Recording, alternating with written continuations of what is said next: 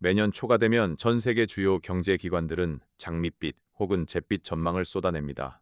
IMF가 발표한 2026년 세계 경제 성장률 전망치는 3.3%입니다. 수치만 놓고 보면 세계 경제는 마이너스 성장의 수렁에 빠진 것도 끔찍한 대공황을 겪고 있는 것도 아닙니다. 전 세계의 GDP 총합은 분명히 플러스 성장을 기록하고 있습니다. 하지만 우리의 일상으로 시선을 돌려보면 이야기는 완전히 달라집니다. 뉴스를 켜면 인공지능 AI 혁명이 세상을 바꾼다며 매일같이 수십조 원의 돈이 오간다는 소식이 들리지만 당장 거리의 상가들에는 임대 문의 종이가 나부끼고 평범한 직장인들의 실질 소득은 제자리 걸음을 하고 있습니다. 성장은 숫자로 분명 존재하지만 체감 경기는 지독한 불황의 한가운데를 걷고 있는 듯한 기묘한 괴리감. 이 괴리감의 정체는 과연 무엇일까요? 글로벌 경제기관들의 보고서를 한꺼풀 벗겨보면 그 해답이 명확하게 드러납니다. 현재의 세계 경제는 다같이 손을 잡고 앞으로 나아가는 호황기가 아닙니다. 팬데믹 이전 20년 동안 유지되었던 평균 3.7%의 성장률 시대는 완전히 끝이 났고 이제는 평균 3%대의 초반의 묵직한 중성장의 시대로 진입했습니다. 더욱 중요한 것은 이 성장의 질입니다. IMF와 세계은행은 입을 모아 현재의 글로벌 경제가 미국과 인도 등 극소수의 국가만 호황을 누리고 유럽과 중국, 그리고 저소득 국가들은 침체에 허덕이는 극단적인 비대칭 성장 구조에 빠져 있다고 지적합니다.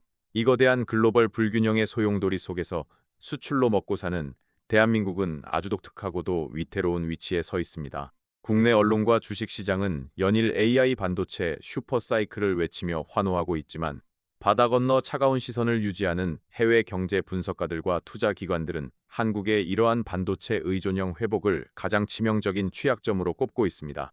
세상은 구조적인 저성장으로 진입하고 있는데 우리는 왜 반도체라는 단 하나의 엔진에만 모든 희망을 걸고 있는 것일까요? 그리고 글로벌 자본은 왜 한국의 이러한 쏠림 현상을 위험한 외줄타기로 바라보고 있는지 차가운 경제 데이터와 거시경제 지표를 통해 차분하고 깊이 있게 짚어보겠습니다. 한국의 상황을 제대로 진단하기 위해서는 먼저 세계 경제 판판이 어떻게 쪼개져 있는지 그 구조를 이해해야 합니다. 과거에는 선진국이 자본과 기술을 떼고 신흥국이 값싼 노동력을 제공하며 전 세계가 유기적으로 맞물려 성장했습니다. 하지만 지금의 세상은 철저하게 파편화되어 있습니다. IMF와 세계은행의 데이터에 따르면 선진국들의 성장률은 1에서 2%대라는 답답한 박스권에 갇혀 있습니다. 유로존의 경우 2026년 성장률이 1%대 초반인 약 1.4%에 머물 것으로 추정되며 특히 유럽 경제 의심장인 독일의 심각한 둔화가 전체 유럽을 짓누르고 있습니다. 유럽은 에너지 가격 충격과 인구 고령화, 그리고 막대한 친환경 비용까지 부담해야 하는 전형적인 저성장 함정에 빠져 있습니다. 그나마 선진국 중에서 독야청청 달리고 있는 곳은 오직 미국뿐입니다. 미국은 AI 산업에 대한 천문학적인 투자붐과 막대한 정부의 재정 지출을 바탕으로 2026년에도 2% 전후의 견조한 성장을 보일 것으로 예상됩니다. 세계은행은 글로벌 성장의 긍정적 요인 대부분이 오직 미국 한나라에만 집중되어 있다고 분석할 정도입니다. 반면 세계 경제의 거대한 공장이자 소비 시장이었던 중국은 철저하게 의도된 둔화의 길을 걷고 있습니다. 과거 6에서 8%를 넘나들던 고성장을 버리고 4%대 중반의 중속 성장 모델로 체질을 개선하는 고통스러운 과정을 겪고 있습니다. 글로벌 컨설팅 기업 딜로이트는 중국이 부동산 시장의 거품을 빼고 철강이나 태양광 같은 과인급 업종을 억누르는 구조조정 안티-인벌루션 정책을 진행 중이기 때문에 당분간 과거와 같은 폭발적인 수입 수요를 기대하기 어렵다고 진단합니다. 이처럼 세상은 미국 중심의 AI 인프라 호황과 유럽 중국 중심의 구조적 침체라는 두 개의 완전히 다른 궤도로 분리되어 돌아가고 있습니다. 성장의 파이가 골고루 분배되지 않고 소수의 기술 패권 국가와 특정 산업에만 집중되는 이기형적인 비대칭 성장이 바로 현재 글로벌 경제를 관통하는 핵심 키워드입니다. 자, 그럼 이러한 글로벌 거시경제의 판도 위에서 대한민국을 올려놓고 보겠습니다. 한국의 거시경제 지표, 특히 수출 지표를 보면 겉으로는 매우 훌륭한 성적을 거두고 있는 것처럼 보입니다. 무역 수지는 흑자를 기록하고 있고 전체 경제 성장률도 주요 선진국 대비 선방하고 있다는 정부의 발표가 이어집니다. 그리고 그 화려한 성적표의 9할 이상을 책임지고 있는 것은 단연 반도체입니다. 챗GPT로 촉발된 생성형 AI 열풍은 전 세계 빅테크 기업 마이크로소프트, 구글, 메타, 아마존들로 하여금 막대한 돈을 들여 AI 데이터 센터를 짓게 만들었습니다. 이 데이터 센터를 가동하기 위해서는 엔비디아의 AI 가속기가 필수적이며 그 가속기 옆에 찰떡처럼 붙어 들어가야 하는 것이 바로 한국의 삼성전자와 SK하이닉스가 만드는 고대역 폭메모리 HBM과 고용량 기형 솔리드 스테이트 드라이브 ESSD입니다. 전 세계에서 이 고성능 메모리 반도체를 대량으로 원활하게 공급할 수 있는 나라는 사실상 한국이 유일합니다. 국내 언론과 증권가는 연일 환호성을 지릅니다. HBM 주문이 꽉 찼다. SK하이닉스가 역대 최대 실적을 기록했다.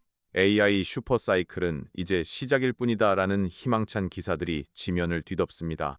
이러한 분위기 속에서 국내의 시선은 오직 AI 붐이 언제까지 갈 것인가, 반도체 기업들의 주가가 얼마나 더 오를 것인가에만 매몰되어 있습니다.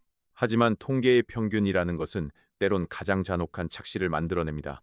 반도체를 제외한 한국의 수출 지표를 냉정하게 발라내어 보면 철강, 석유화학, 디스플레이 등 과거 한국 경제를 이끌었던 전통적인 주력 산업들은 중국의 저가 공세와 글로벌 수요 둔화에 밀려 심각한 실적 부진을 겪고 있습니다. 100명이 있는 교실에서 1등 1명의 성적이 만점으로 올랐다고 해서 나머지 99명의 성적이 떨어지고 있는 사실이 지워지는 것은 아닙니다. 그러나 우리의 거시경제 지표는 반도체라는 초거대 기업이 벌어들이는 막대한 달러 덕분에 교실 전체의 평균 성적이 올라가고 있다는 착시 현상을 만들어내고 있는 것입니다.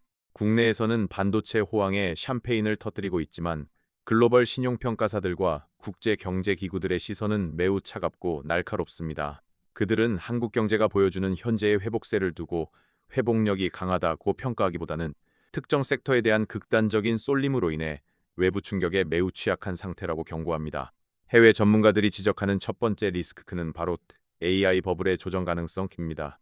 글로벌 컨설팅사 딜로이트는 AI 생태계에 대한 투자가 2026년에도 계속되겠지만 그 속도가 너무 빠르면 향후 조정, 그러니까 다운사이클을 겪을 가능성이 높으며 이는 금융시장과 성장률 변동성을 동시에 키울 수 있다고 명확히 분석했습니다.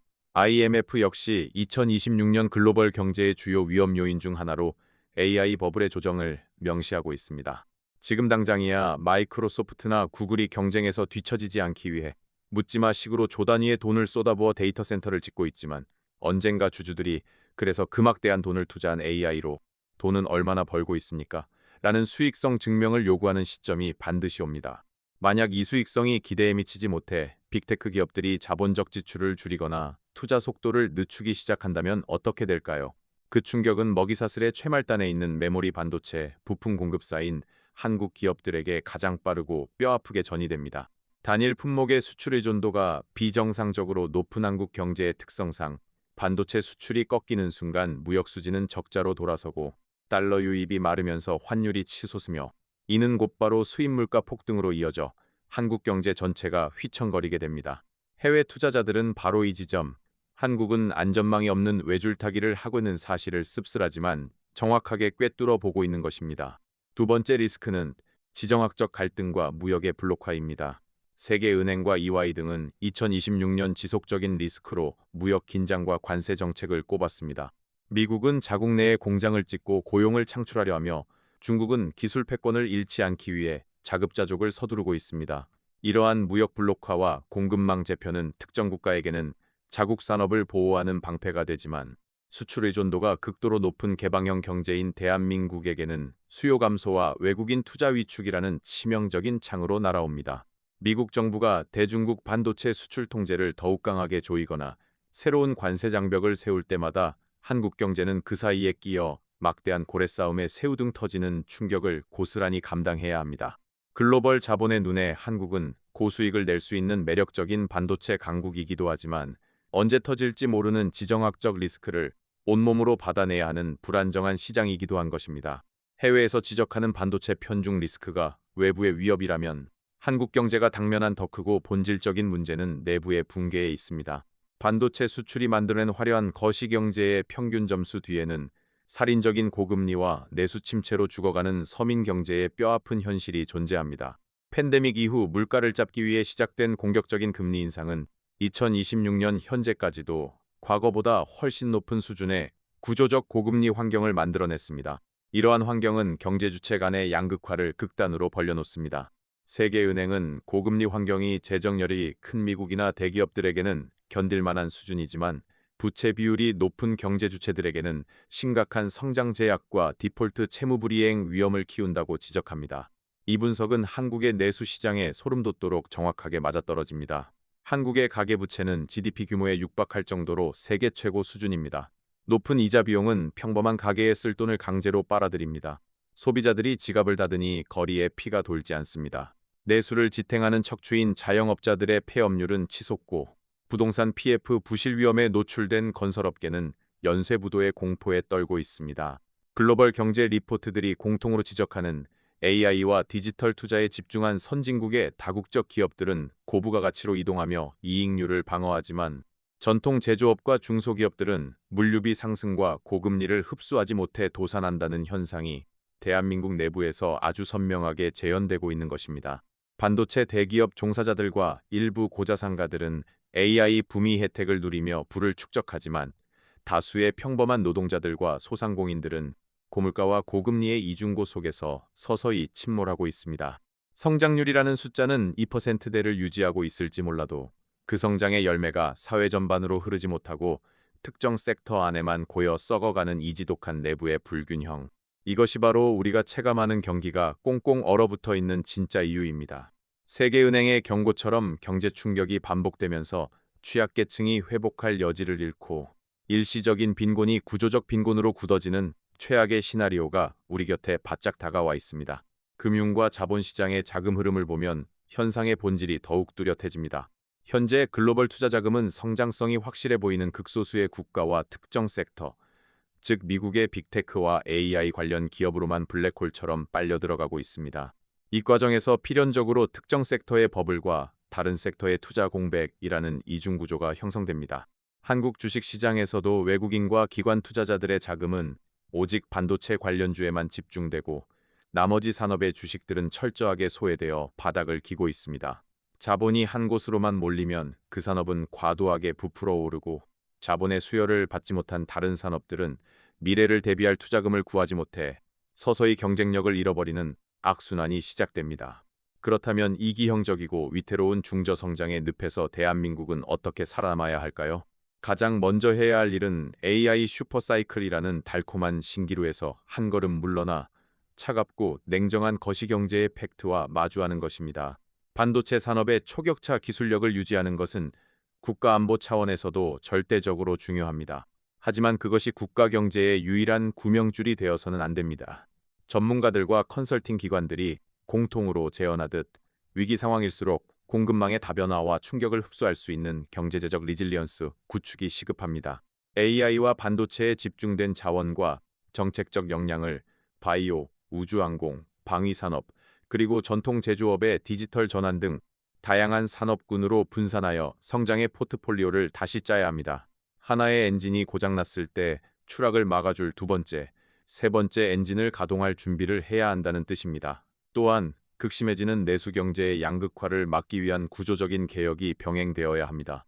고부가가치 산업으로의 전환 과정에서 소외되는 인재들을 재교육하고 고금리의 직격탄을 맞은 한계 기업과 자영업자들을 연착륙시킬 수 있는 촘촘하고 표적화된 사회 안전망의 재정비가 필수적입니다.